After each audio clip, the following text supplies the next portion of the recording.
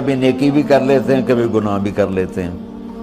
یہ اللہ تعالیٰ قرآن میں خود بتا رہا ہے کہ میرے کچھ بندے ایسے ہیں، کبھی بڑے نمازی بن جاتے ہیں، کبھی مسجد کا راستہ ہی بھول جاتے ہیں،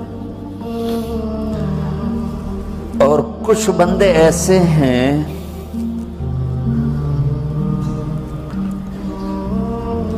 جنہوں نے جب سے آنکھ کھولی ہے اس دن سے لے کر آج تک ایک کام اللہ کو راضی کرنے والا نہیں کیا۔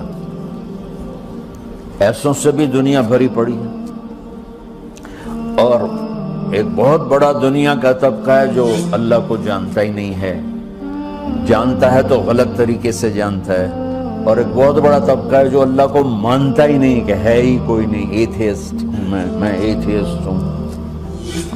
تو میرے بھائیو، میں اللہ کی قسم کھا کے کہہ رہا ہوں کہ کس محبت سے اللہ نے ان لوگوں کو پکارا ہے، کاش میں آپ کو اس کی وضاحت کر سکوں۔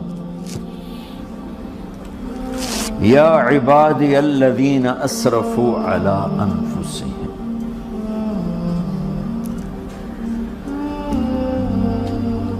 مجھے اپنے بیٹے پر بھی غصہ آتا ہے تو میں کہتا نکل جا، تو میری اولاد ہی نہیں ہے۔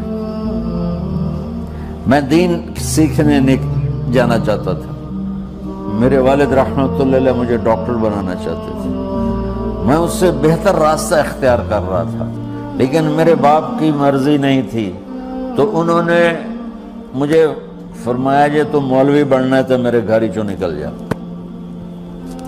میرے کانوں میں وہ الفاظ آج بھی گونج رہے ہیں۔ وہ میرے خالق نہیں تھے، میرے والد تھے، خالق تو میرا اللہ ہے، اور میں اللہ کی فرما برداری کا ایک کام نہیں کرتا ہوں، اللہ کی فرما برداری کا ایک کام نہیں کرتی مرد عورت، ٹھیک؟ تو اللہ کو غصہ اس حساب سے آنا چاہیے کہ بدبخت ہو، بے غیرت ہو، شرم نہیں آتی تنوں ڈوب کے مر جاؤ۔ میں قربان جاؤں، اللہ کہتا ہے یا عبادی، او میرے بندو۔ یہ پتہ کن کو کہہ رہا ہے؟ جو تبلیغ کرتے ہیں، جو علم پڑھتے ہیں، جو یہ بچے کی طرح مصلی پہ نماز پڑھاتے ہیں، جو میری طرح ممبر پہ بیٹھ کے دین بیان کرتے ہیں، جو راتوں کو اٹھ کے تہجد پڑھتے ہیں۔ میرے بندو،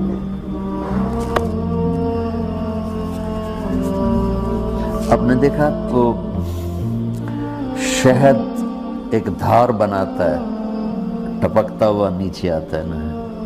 اللہ کی قسم اس آیت سے اللہ کی محبت کا شہد یوں نکلتا نظر آتا۔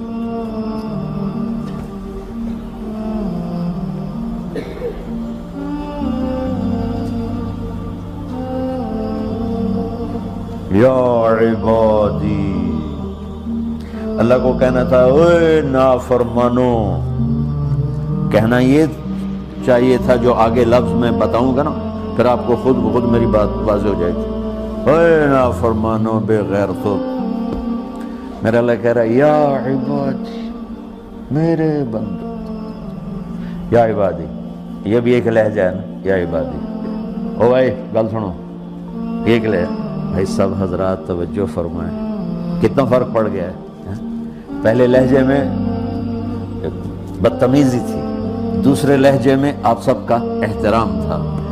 میرا رب تو بے نیاز ہے، اس سے ہماری کیا ضرورت ہے، سارے آسمان سجدے سے بھرے پڑے ہیں، فرشتے مکدے ہی نہیں۔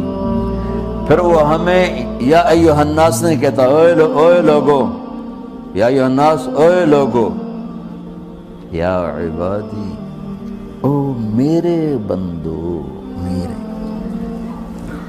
یا عبادی سے یوں لگتا ہے جیسے اللہ آگے بڑے رابعہ بصری جیسی عورتیں اور جنید بغدادی جیسے مردوں سے اللہ بات کرنے لگا ہے۔ 3 لفظ ہیں، اسرفوا علی انفسہم وہ بندے جنہوں نے جب سے آنکھ کھولی ہے ایک دفعہ بھی مجھے خوش کرنے کا کام نہیں کیا، آ جاؤ تم بھی میرے ہی ہو۔ سبحان اللہ نے ایسے باہیں پھیلا دی اپنی رحمت کی۔ یا عباد، تقوی والے نہیں کہا،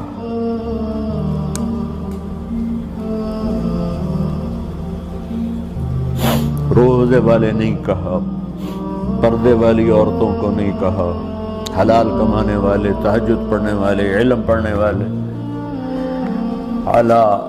اعلیٰ کا مطلب یہاں بہت طاقتور ہے، عربی کے حرفوں کا بھی مطلب ہوتا ہے۔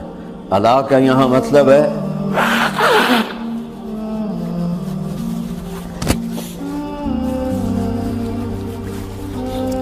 آپ نے اس ممبر کو کور کیا ہوا ہے کپڑے کے ساتھ، کہیں سے نظر آ رہا ہے؟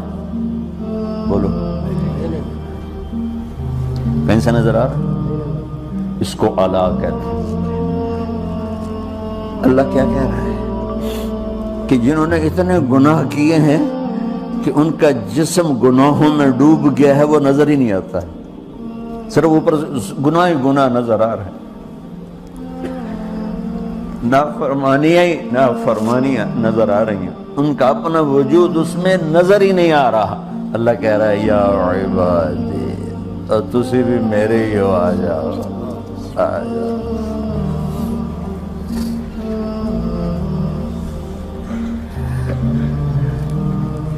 بتاؤ ایسے مہربان رب سے بغاوت کرنا ہے کوئی غیرت کی بات؟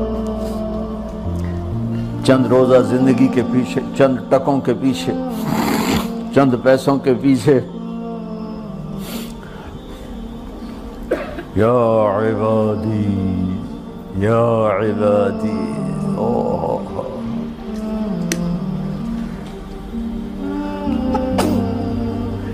ایک اور حدیث آپ کی برکت سے یاد آئی بڑے زمانے کے بعد، اور وہ بھی یاد آ گئی، بیچ والا سناؤں گا بعد میں۔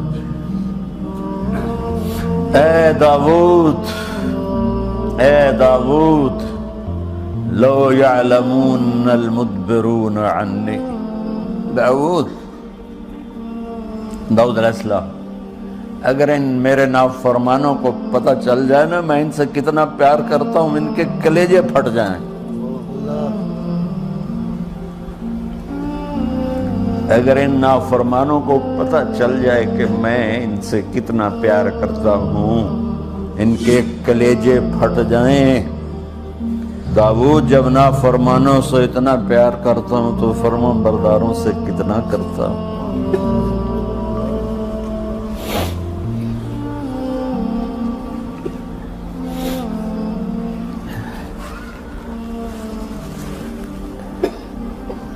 آگے بات کیا کی ہے کہ ساری دنیا نے تمہیں جہنمی بنا دیا ہے، تسی پکے دوست کے، تھوڑی بخشش کوئی نہیں،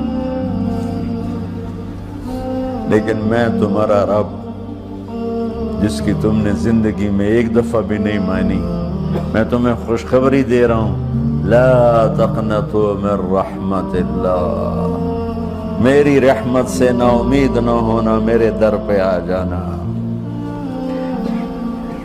ان اللہ یغفر الذنوب جميعا انہ هو الغفور الرحیم۔ تم میرے در پہ آ جانا، تمہارا آنسو نکلے نہ نکلے، ایک ہائے مجھے کہہ دینا، ہائے اللہ مجھے معاف کر۔ تو کیسے معاف کروں گا تمہیں؟ کہ تمہارے جسم پر مچھر کے پر کے برابر بھی گناہ کا نشان نہیں چھوڑوں گا۔ اور کتنے گناہ لے کر آؤ میرے پاس جو ہم کر ہی نہیں سکتے۔ میرا رب کہتا ہے لو بلغت ذنوبک عنان السماء، کہ یہ ہے گلاسگو کا فرش، یہاں سے گناہوں کو اٹھا اور پوری زمین کو بھر دے، 24,000 किलोमीटर जमीन को भर दे गुनाहों से, फिर जमीन में जगह नहीं रही तो अब गुनाह के ऊपर गुनाह डाल, फिर उस जैसे बोरी के ऊपर बोरी डाली जाती है जब ट्रॉला भर जाता है, गुनाह के ऊपर गुनाह डाल, फिर गुनाह के ऊपर गुनाह डाल, फिर ये तह यूं यूं यूं बढ़ाते बढ़ाते मेरे आसमान की छत को लगाते। अरे तुम क्या समझो भाई आसमान ये नीला है? ये नीला तो सूरज का रंग है। आसमान को तब तो कोई साइंस पहुंच चुकी है, ना कोई इल्म पहुंच सकता है, ना कोई इंसान, वो इतनी ऊंचाई पर है। और मेरा रब कह रहा है कोई औरत कोई मर्द इतने गुनाह करे, ये अला का बता कि जमीन से उठाकर आसमान की छत को लगाए। सारी दुनिया के मुफ्ती मोहरें लगा के फतवा देंगे जहन्नमी है, बख्शिश कोई नहीं, बर्बाद हो गया, इसके साथ खाना पीना भी बंद कर दो, बाइकआउट कर दो। और अल्लाह कहता है मेरा बंदा सिर्फ एक बार ही आखी या अल्लाह माफ कर, मैं सारे ही माफ कर दूंगा। 100 बारी नहीं, 100 दी तस्बीह नहीं। हमसे जो नाराज हो जाते हैं कितनी मिन्नतें करवाते हैं राजी होने के लिए।